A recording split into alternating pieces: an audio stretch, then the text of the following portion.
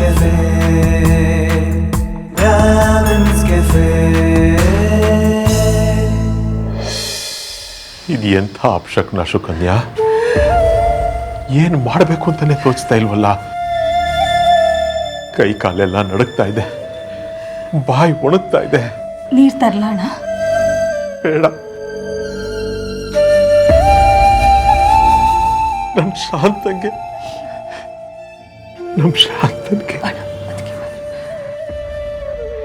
ಇದೇನಿದು ಅಣ್ಣ ತಂಗಿ ಅಷ್ಟೊತ್ತಿಂದ ಜಾತಕಗಳು ನೋಡ್ತಾನೆ ಇದ್ದೀರಲ್ಲ? ಏನಿಲ್ಲ ಶಾಂತ, ಅದು ಅಂಥದ್ದೇನಿಲ್ಲ ಶಾಂತ. ಅದು ನಮ್ಮ ಜ್ಯೋತಿಷ್ಯ ಶಾಸ್ತ್ರದಲ್ಲಿ ಸುಕನ್ಯಂಗೆ ಕೆಲವು ಪ್ರಶ್ನೆಗಳಿದ್ವು.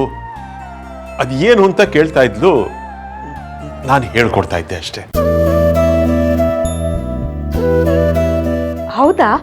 ಬೇಕಾದ್ರೆ ಹೇಳಿ, ನಾನು ಸಹಾಯ ಮಾಡ್ತೀನಿ. ಬೇಡ ಶಾಂತ, ನೀನು ಹೋಗಿ ರೆಸ್ಟ್ ತಗೋ. ರೆಸ್ಟಾ? ಅದು ರೆಸ್ಟು ಅಂದ್ರೆ ನೀನು ಆರಾಮಾಗಿ ಮಲ್ಕೋ. ನಮ್ದಿನ್ನೂ ಸಮಯ ಆಗತ್ತೆ. ಮಲ್ಗೋದೆಲ್ಲ ಇದ್ದೇ ಇದೆ ರೀ, ನಿಮ್ ಜೊತೆ ನಾನು ಇಲ್ಲೇ ಇರ್ತೀನಿ. ನೀವು ನಿಮ್ ಲೆಕ್ಕಾಚಾರ ಮುಂದುವರಿಸಿ, ನನ್ಗೂ ಕುತೂಹಲ ನೋಡಕ್ಕೆ. ಬಾ, ಕರೆಂಟ್ ಬಂತು. ಶಾಂತ, ಇನ್ನೊಂದು ಸ್ವಲ್ಪ ಟೀನೋ ಕಷಾಯನೋ ಮಾಡ್ಕೊಂಬಂದು ಕೊಡ್ತೀಯಾ? ಇವಳು ಕುಡಿತಾಳೆ. ಸರಿ.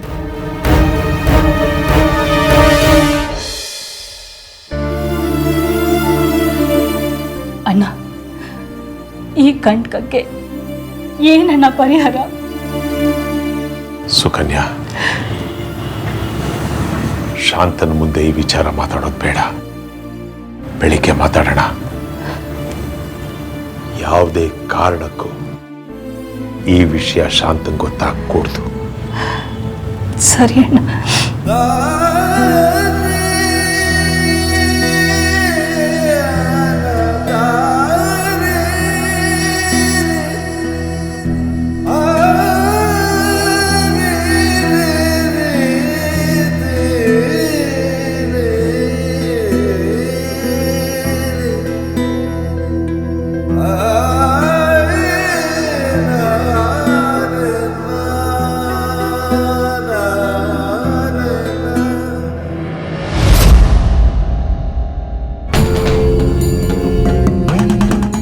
ಮನೆ ಮೇಲಿರೋ ಕಂಟಕ ನಿವಾರಣೆಗೆ ಸಾಕ್ಷಾತ್ ಅಶ್ವಿನಿ ದೇವತೆಗಳು ಭಿಕ್ಷುಕ ರೂಪದಲ್ಲಿ ನೀನ್ ಮನೆಗೆ ಬಂದಿದ್ರು. ಕಂಟಕ ನಿವಾರಣೆ ಮಾಡಕ್ಕೆ ನೀನ್ ಹೆಂಡತಿ ಬಿಡದೆ ಅವಮಾನ ಮಾಡಿ ಓಡಿಸಿದ್ಲು.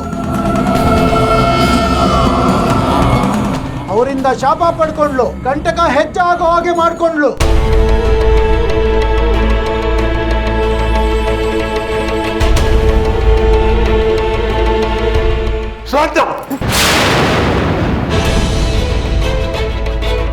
ರೀ,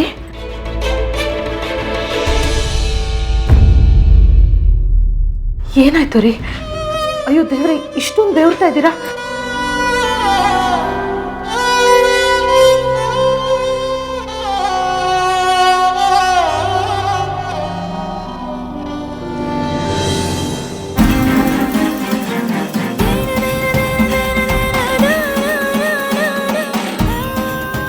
ಶ್ರದ್ಧಾ, ನಿನಗೇನು ಆಗಿಲ್ಲ ಅಲ್ವಾ? ನಿನಗೇನು ಆಗಿಲ್ಲ ಅಲ್ವಾ? ನನಗೇನಾಗತ್ರಿ? ಗುಂಡ್ಕಲ್ಲಿನ ಥರ ನಿಮ್ಮ ಪಕ್ಕನೇ ಕೂತಿದ್ದೀನಲ್ವಾ? ನೀವು ನನ್ನ ಜೊತೆ ಇರೋವರೆಗೂ ನನಗೆ ಯಾವ ತೊಂದರೆನೂ ಆಗಲ್ಲ ರೀ. ಹೌದು, ಅಷ್ಟೊಂದು ಭಯ ಪಡೋಂಥ ಕನಸು ಏನ್ರಿ ಬಿತ್ತು?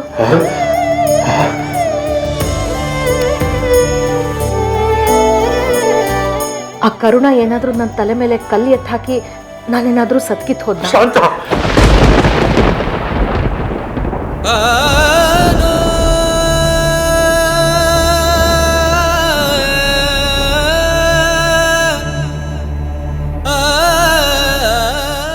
ಹುಡುಕಾಟಕ್ಕೂ ಅಂತ ಮಾತಾಡಬೇಡ ಶಾಂತ. ಬಿಡ್ತು ಅನ್ನು. ಬಿಡ್ತು ಬಿಡ್ತು ಬಿಡ್ತು ಸಂತೋಷನಾ?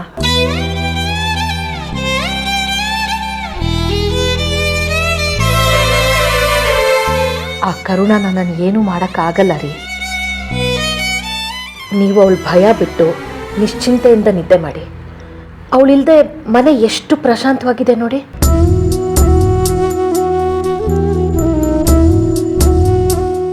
ಮಲ್ಕೊಳ್ರಿ. ನೀನು ಮಲಗು ಶಾಂತ, ನಾನು ಸ್ವಲ್ಪ ಹೊತ್ತು ಬಿಟ್ಟು ಮಲಗ್ತೀನಿ. ಸರಿ ಶಾಂತ, ಲೈಟ್ ಆಫ್ ಮಾಡಬೇಡ. ಆಯ್ತು.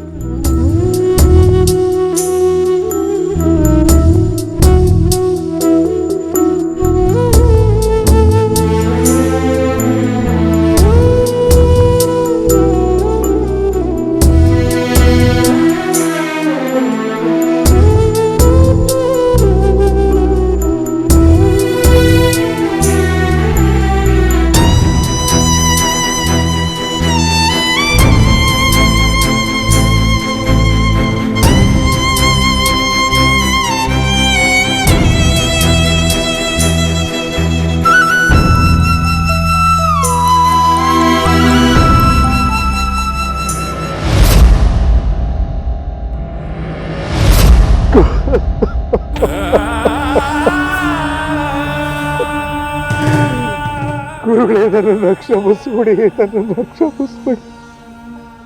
ನೀವು ಕ್ಷಮಿಸಿದ್ದೀನಿ ಅಂತ ಹೇಳೋವರೆಗೂ ನಾನು ನಿಮ್ಮ ಪಾದಗಳನ್ನು ಬಿಡೋದಿಲ್ಲ ಗುರುಗಳೇ. ನಿಮ್ಮ ವಯಸ್ಸು, ನಿಮ್ಮ ಜ್ಞಾನ, ನಿಮ್ಮ ಅನುಭವ ಇದು ಯಾವುದನ್ನು ಪರಿಗಣಿಸದೆ ನಾನು ನಿಮ್ಮನ್ನ ಹೀನಾಮಾನವಾಗಿ ಬೈದುಬಿಟ್ಟೆ. ನಾನಿಡೋ ಪ್ರತಿ ಹೆಜ್ಜೆನಲ್ಲೂ ನೀವು ನನಗೆ ಎಚ್ಚರಿಸ್ತಾ ಹೋದ್ರಿ. ನನ್ನ ಒಳ್ಳೆಯದಕ್ಕೆ, ನನ್ನ ಕುಟುಂಬದ ಒಳ್ಳೆಯದಕ್ಕೆ. ಆದ್ರೆ ನಾನು ನಿಮ್ಮ ಯಾವ ಮಾತುಗಳನ್ನು ಕಿವಿಗೆ ಹಾಕೊಳ್ಳಿಲ್ಲ ಗುರುಗಳೇ. ಮನುಷ್ಯ ಪಾತ್ರದವರಿಂದ ನಾನು ಮಾಡಿರೋ ತಪ್ಪುಗಳಿಗೆ ಕ್ಷಮೆನೇ ಇಲ್ಲ. ಆದರೆ ನೀವು ದೇವತಾ ಸ್ವರೂಪಿಗಳು, ಅವಧೂತರು, ಜ್ಞಾನಿಗಳು. ದಯಮಾಡಿ ನನ್ನನ್ನು ಕ್ಷಮಿಸಿ ಗುರುಗಳೇ, ನನ್ನನ್ನು ಕ್ಷಮಿಸಿ.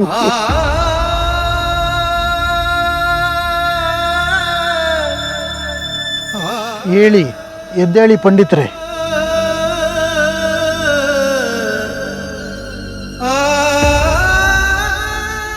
ನೀವು ಸರಸ್ವತಿ ಪುತ್ರರು, ಹಸ್ತಸಾಮುದ್ರಿಕೆ, ಜ್ಯೋತಿಷ್ಶಾಸ್ತ್ರದಲ್ಲಿ ಅಪ್ರತಿಮರು. ನಿಮ್ಮಂಥ ಮಹಾ ಜ್ಯೋತಿಷ್ಯರನ್ನು ನಾನು ಕಂಡೇ ಇಲ್ಲ. ನಿಮ್ಮನ್ನು ಕುಗ್ಗಿಸಬೇಕು, ಅವಮಾನ ಮಾಡಬೇಕು ಅನ್ನೋ ಉದ್ದೇಶ ನನ್ನದಾಗಿರಲಿಲ್ಲ. ಜ್ಞಾನದ ಅಹಂನಲ್ಲಿ ವಿವೇಕ ಕಳ್ಕೊಂಡು ಕುರುಡಾಗಿದ್ರಿ. ನಿಮ್ಮ ಒಳಗಣ್ಣನ್ನು ತೆರೆಸೋ ಉದ್ದೇಶ ಮಾತ್ರ ನನ್ನದಾಗಿತ್ತು. ಹೌದು ಸ್ವಾಮಿ, ಹೌದು. ನನ್ನ ಅಹಂಕಾರ ನನ್ನನ್ನು ಅಧೋಗತಿಗೆ ತಂದು ನಿಲ್ಲಿಸ್ಬಿಡ್ತು, ಪಾತಾಳಕ್ಕೆ ತಳ್ಳಿಬಿಡ್ತು.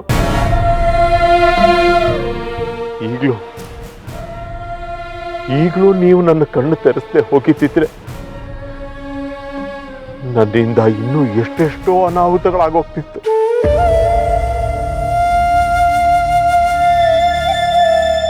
ಗುರುಗಳೇ, ತಾವು ಹೇಳಿದ ಹಾಗೆ ನಮ್ಮ ಮನೆಯವ್ರ ಎಲ್ಲ ಜಾತಕಗಳನ್ನ ಪರಿಶೀಲನೆ ಮಾಡಿದೆ.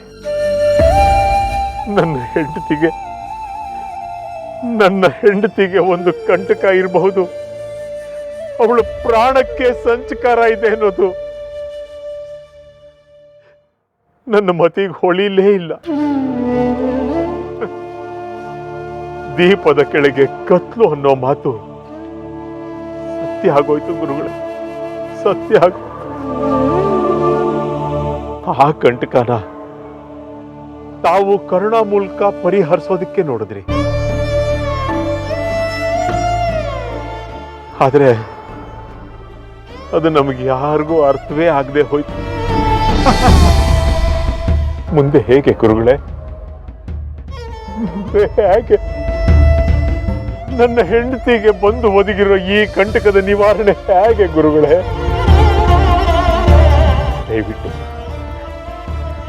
ದಯವಿಟ್ಟು ಬೇರೆ ಏನಾದರೂ ಪರಿಹಾರ ಇದ್ರೆ ಹೇಳಿ.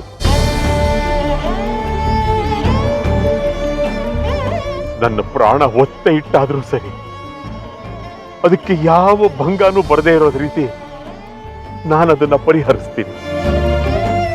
ನನಗೆ ನನ್ನ ಶಾಂತ ಉಳಿಬೇಕು. ಹೇಗಾದ್ರೂ ಮಾಡಿ ಅವಳನ್ನ ಉಳಿಸ್ಕೊಡಿ ಗುರುಗಳೇ, ಉಳಿಸ್ಕೊಡಿ.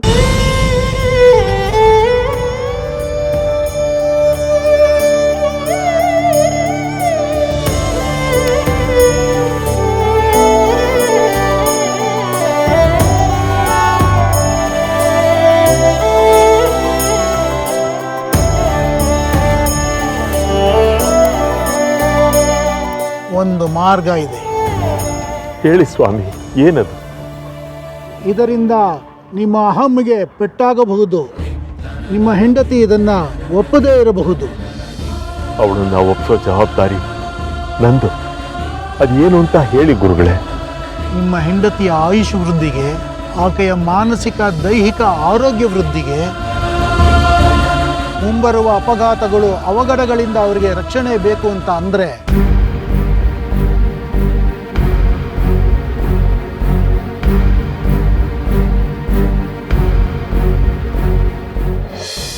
ಆಕೆಯ ಹೆಸರಲ್ಲಿ ಆಯುಷ್ಯ ಹೋಮ ನಡೆಸಬೇಕು.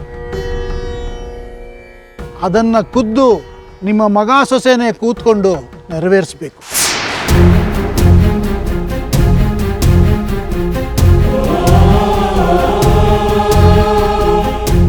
ಸಾಧ್ಯನಾ ನಿಮ್ಮ ಕೈಯಲ್ಲಿ?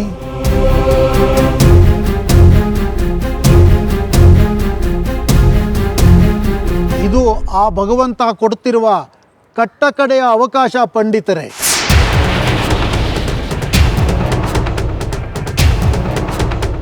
ನಿಮ್ಮ ಹೆಂಡತಿಯ ಪ್ರಾಣ ನಿಮ್ಮ ಮಗ ಸೊಸೆಯ ಕೈಯಲ್ಲಿದೆ.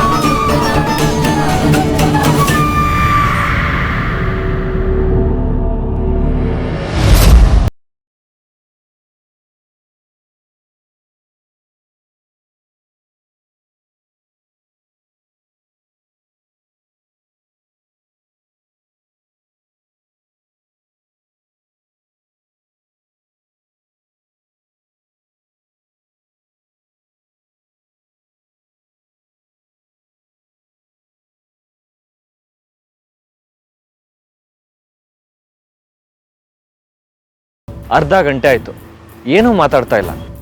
ಏನು ವಿಷಯ ಅಂತನಾದ್ರೂ ಹೇಳಿ.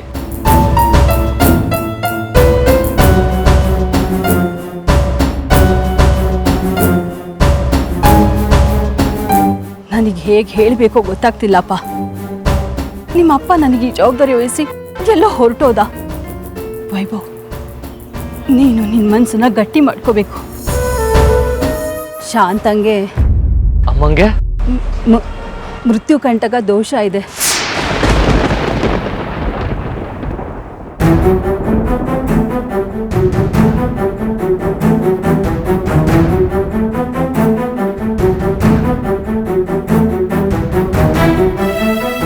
ನಿನ್ನೆ ರಾತ್ರಿ ನಮ್ಮ ಇಡೀ ಕುಟುಂಬದ ಜಾತಕನ ನಾನು ನಿಮ್ಮಪ್ಪ ಕುತ್ಕೊಂಡು ನೋಡ್ತಾ ಇದ್ವಿ. ಆಗ ನಿಮ್ಮಮ್ಮನ ಜಾತಕದಲ್ಲಿರೋ ದೋಷ ಗೊತ್ತಾಯ್ತು. 1 ಮಾಸ ಅಂದ್ರೆ 1 ತಿಂಗಳೊಳಗೆ ಅವಳಿಗೆ ಏನ್ ಬೇಕಾದ್ರೂ ಆಗ್ಬೋದಂತೆ. ಏನು ಅತ್ತೆ, ನೀವು ಹೇಳ್ತಿರೋ ನಿಜನಾ? ಅಮ್ಮಂಗೆ ಮೃತ್ಯು ಕಂಟಕ ಇದೆಯಾ? ಇಲ್ಲ ಇಲ್ಲ, ನನಗಿದ್ರಲ್ಲಿ ನಂಬಿಕೆ ಬರ್ತಾ ಇಲ್ಲ. ನೀವು ಅದನ್ನ ಸರಿಯಾಗಿ ನೋಡಿಲ್ಲ ಅನ್ಸುತ್ತೆ. ಹಾಗೆಲ್ಲ ಒಂದೇ ಸಲ ನಿರ್ಧಾರಕ್ಕೆ ಬರಬಾರ್ದು. ಇನ್ನೊಂದೆರಡು ಸಲ ಪರಿಶೀಲನೆ ಮಾಡಿ ಅಭಿಪ್ರಾಯಕ್ಕೆ ಬರೋದು ಒಳ್ಳೇದು. ಶಾಂತ ವಿಚಾರದಲ್ಲಿ ನಾನಾಗ್ಲಿ ನಿಮ್ಮಪ್ಪ ಆಗಲಿ ತಪ್ಪು ಲೆಕ್ಕಾಚಾರ ಹಾಕ್ತೀವ ಅಪ್ಪ. ನಾನೊಂದು ಕನಿಷ್ಠ 5 ಸಲ, ನಿಮ್ಮಪ್ಪ 5 ಸಲ ತಿರುವಿ ಮುರುವಿ ನೋಡಿದ್ವಪ್ಪ. ಒಂದ್ಸಲಕ್ಕೂ ಲೆಕ್ಕಾಚಾರ ತಪ್ಪಾಗ್ಲಿಲ್ಲ. ಅಲ್ಲ ಅತ್ತೆ, ಅಷ್ಟು ನೋಡಿದ ಅಪ್ಪಂಗೆ ಇದಕ್ಕೆ ಪರಿಹಾರ ಏನು ಅಂತಲೂ ಗೊತ್ತಾಗಿರ್ಬೇಕಲ್ಲ. ಅದೇ ಭಯ ಆಗ್ತಿರೋದು ಕಣೋ. ನಿನ್ನೆಯಿಂದ ನಿಮ್ಮಪ್ಪ ಯೋಚನೆ ಮಾಡಿ ಮಾಡಿ ಹಣ್ಣಾಗೋಗಿದ್ದಾನೆ. ಏನೂ ಹೊಳಿತಿಲ್ಲ, ಮನ್ಸೆಲ್ಲ ಕತ್ಲಾಗೋಗಿದೆ ಅಂತ ಹೇಳ್ತಾ ಇದ್ದ. ಯಾರೋ ಒಬ್ರು ಮಹನೀಯರಿದ್ದಾರೆ, ಅವ್ರ ಹತ್ರ ಹೋದ್ರೆ ಪರಿಹಾರ ಸೂಚಿಸ್ತಾರೆ ಅಂತ ಬೆಳಿಗ್ಗೆನೆ ಹೋದ. ಬಂದ ನೋಡು. ಅಪ್ಪ,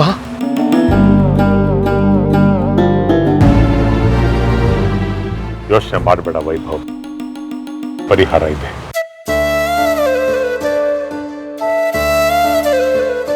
ಆದ್ರೆ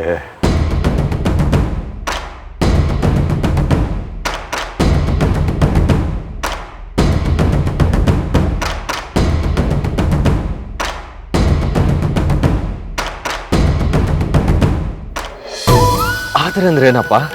ಇದಕ್ಕೆ ನಿಮ್ಮಮ್ಮ ಒಪ್ಪಬೇಕು. ಒಪ್ಸೋಣ ಬಿಡಿ ಅಪ್ಪ, ಅದೇನ್ ಪರಿಹಾರ ಪೂಜೆ ಅಂತ ಹೇಳಿ. ನಿಮ್ಮಮ್ಮ ಆರೋಗ್ಯಪೂರ್ಣವಾಗಿ ದೀರ್ಘಾಯುಷ್ಯವಂತಳಾಗಿ ಇರಬೇಕು. ಯಾವ ಗಂಡಾಂತರಗಳು ಅವಳ ಹತ್ರ ಸುಳಿಬಾರ್ದು ಅಂತಂದ್ರೆ ನಮ್ಮ ಮನೆಯಲ್ಲಿ ಅವಳ ಹೆಸರಲ್ಲಿ ಆಯುಷ್ಯ ಹೋಮ ನಡೆಸಬೇಕು. ಅಂದ್ರೆ ಮಹಾಮೃತ್ಯುಂಜಯ ಹೋಮ. ಹಸೆ ಮಣೆ ಮೇಲೆ ದಂಪತಿಗಳಾಗಿ ಕೂತು ಈ ಹೋಮನ ನಡೆಸ್ಕೊಡ್ಬೇಕಾಗಿರೋರು ಯಾರು ಗೊತ್ತಾ?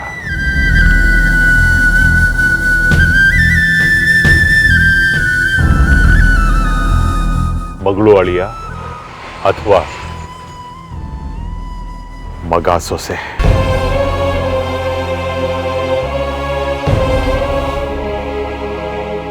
ನಮ್ಮ ಪಾಲ್ಗೆ ಇನ್ನೂ ಅಳಿಯ ಬಂದಿಲ್ಲ. ಸೊಸೆ ಇದ್ರೂ ಇಲ್ಲದ ಹಾಗಾಗಿದೆ.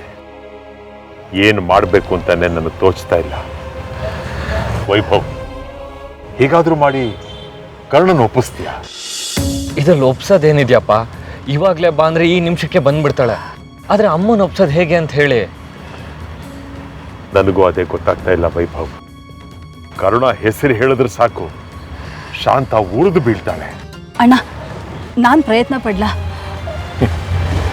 ಏನಂತ ಹೇಳಿ ಒಪ್ಪಿಸ್ತೀಯ ಸುಕನ್ಯಾ?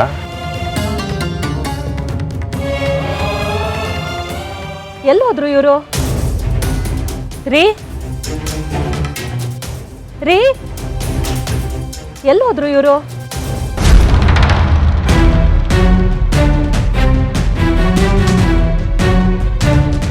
ಮೂರು ಜನ ನಿಂತ್ಕೊಂಡು ಏನ್ ಮಾಡ್ತಾ ಇದ್ದಾರೆ?